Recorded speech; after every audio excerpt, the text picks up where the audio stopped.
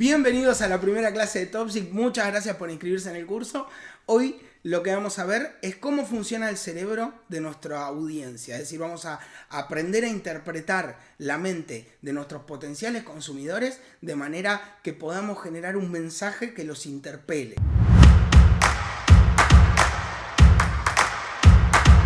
Lo más importante a la hora de hacer marketing en el siglo XXI es la relevancia. Todos los que perseguimos, los publicitarios, los diseñadores, los músicos, los streamers, los marketineros, es siempre conseguir ser relevantes. En el pasado, las personas estábamos muy dispuestas a ver anuncios publicitarios. Incluso el momento en el que veíamos la televisión, que cada vez son menos personas las que la miran, era un momento familiar. La gente se reunía para ver la televisión. ¿Sí? Era la mesa de la comida y el televisor, la caja boba, la caja negra. Eso cambió. Más del 80% de los usuarios o están dispuestos a pagar precios un poco más elevados, o incluso simplemente a pagar precios para no ver publicidad, o tienen adblockers instalados dentro de sus dispositivos. Esto es muy importante para comprender la necesidad que tenemos los seres humanos de alejar la publicidad, de alejar a las marcas. Y las únicas marcas a las que le prestamos atención son las que nos interpelan, las que sentimos que proponen debates o conversaciones que son interesantes para nosotros, e incluso aquellas marcas que de alguna manera dicen algo que pensamos o que sentimos que nos están hablando a nosotros. Entonces, a lo largo de todo el curso vamos a aprender a migrar del outbound marketing, ese marketing que se hacía en el pasado, que interrumpe en lugar de atraer, es decir, que lo que hace es molestarte, perseguirte. ¿Sí? Probablemente hayas escuchado alguna vez el "te lo vas a perder, tenemos un 2x1", ¿sí? O todos esos sorteos que andan dando vuelta. Vamos a hacer la migración del outbound marketing, que es ese marketing horrible que odio, al inbound marketing, que es el marketing de atracción. Es decir, es el marketing que no va a buscar, que no te molesta, sino que te atrae, ¿sí? Que te dan ganas de venir hacia él. Así, muerde el cebo. Entonces, lo primero que tenemos que saber es que las marcas no generan necesidades. ¿Sí? Las necesidades ya vienen inherentes al ser humano. No es que porque vos tengas una marca vas a generar una necesidad dentro de la mente de tus potenciales clientes. Eso es lo primero que tenés que entender. Y lo otro que tenés que entender es que las necesidades son siempre las mismas. Lo que cambian son los deseos. Es decir, las marcas se incorporan a partir del deseo que se produce por una necesidad. Para entenderlo un poco mejor, quiero presentarte a Abraham Maslow, que fue un psicólogo humanista que presentó una jerarquización de necesidades, es decir, como una especie de sistema de niveles en los que las personas, dice, van pasando de una necesidad a la otra a medida que van satisfaciendo cada una de estas. Es decir, en la base de la pirámide, Maslow coloca las necesidades fisiológicas, aquellas como alimentarnos, bañarnos, ¿sí?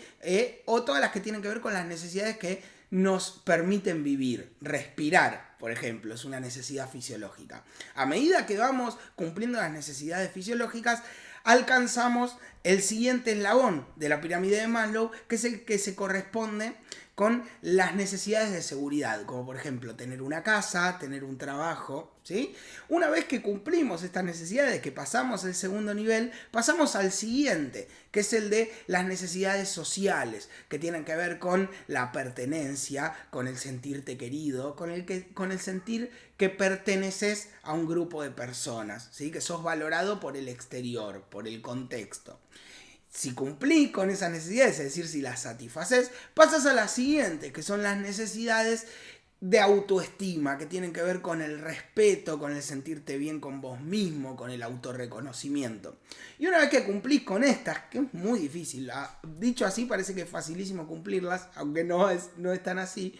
Una vez que cumplís con esas necesidades, pasás al último eslabón de la pirámide de Maslow, que es la autorrealización. Según dice Maslow, la autorrealización es utópica, nunca llegamos a eso. Y es muy importante comprender esto para poder entender que el ser humano nunca se siente 100% satisfecho, ¿sí? Si bien tenemos algunos momentos de felicidad, por lo general siempre hay una zanahoria que perseguir.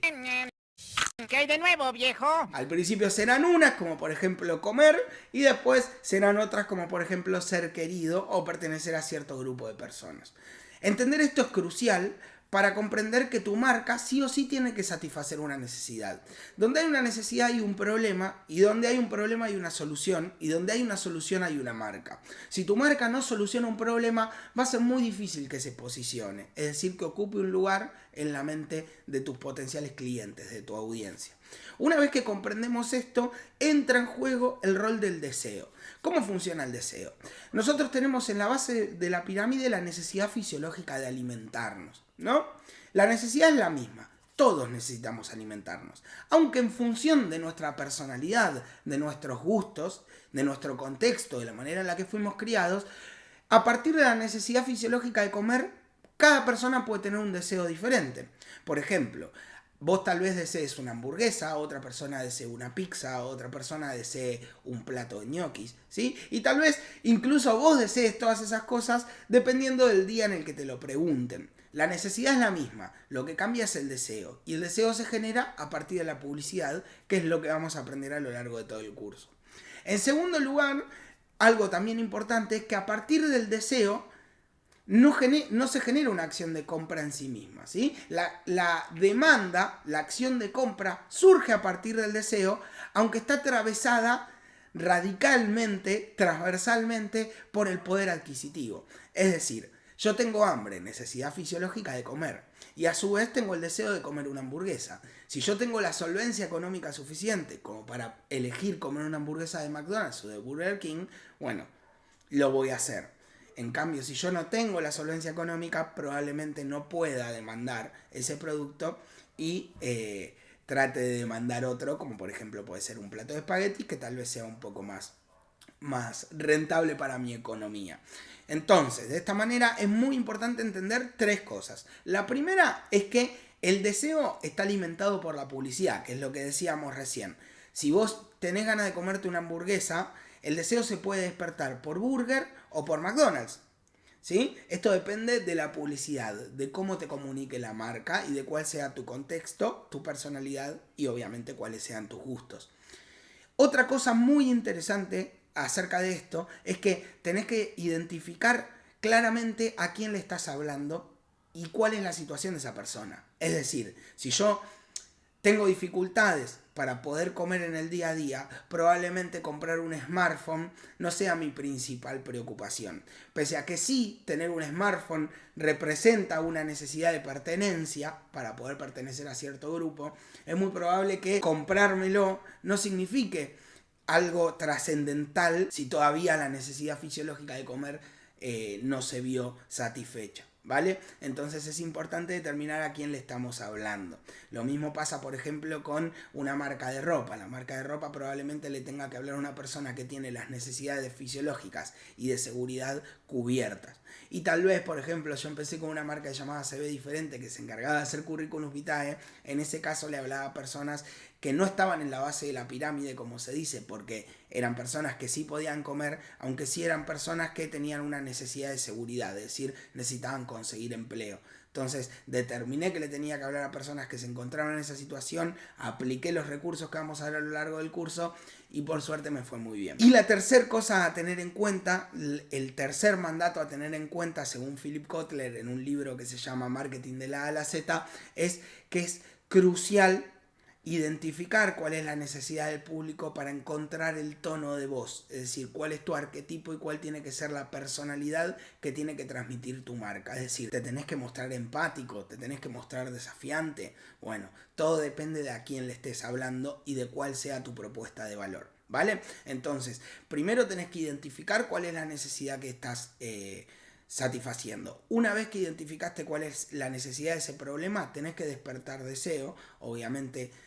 Vamos a ver más en profundidad cómo se genera deseo y cómo se genera una acción de compra. Y por último, tenés que encontrar la manera de ser diferente a los demás. Porque, por ejemplo, Burger y McDonald's ofrecen la misma solución, aunque comunican de manera diferente. Una se hace a la parrilla, otra es, bueno, la marca top of mind del mercado.